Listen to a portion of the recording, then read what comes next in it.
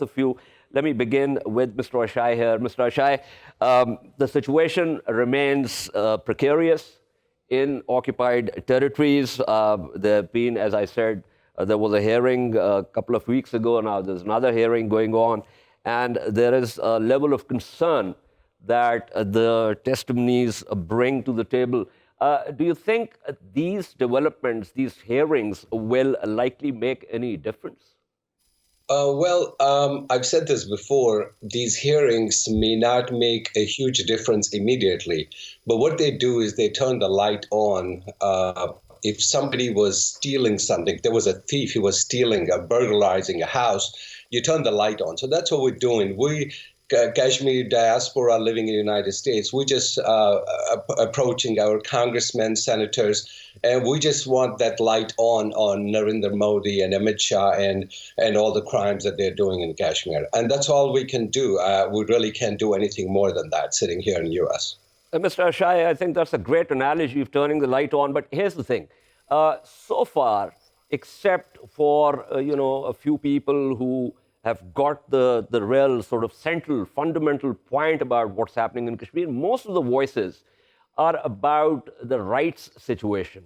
It's about the stripping of the territory of its special status.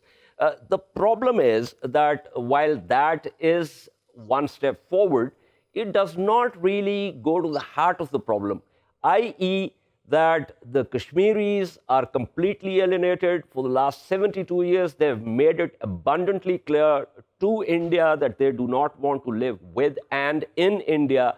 And that is the central issue because they've been denied their fundamental inalienable right to self-determination.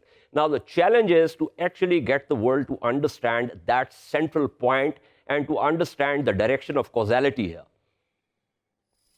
Well, I think we believe that right of self-determination is also a human rights issue. So it's not separate from human rights issue. And sitting here, it's very difficult.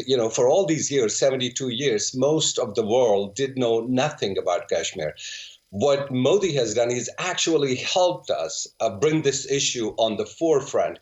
And now that we're bringing it in the forefront, and the best way to get any attention to it, which people can relate to and understand, is the human rights issue. If you tell somebody, hey, they just killed 10,000 or 100,000 people, that does not have the same impact with people who live in the free world or the Western world, as you tell them, hey, there's 8 million people without internet.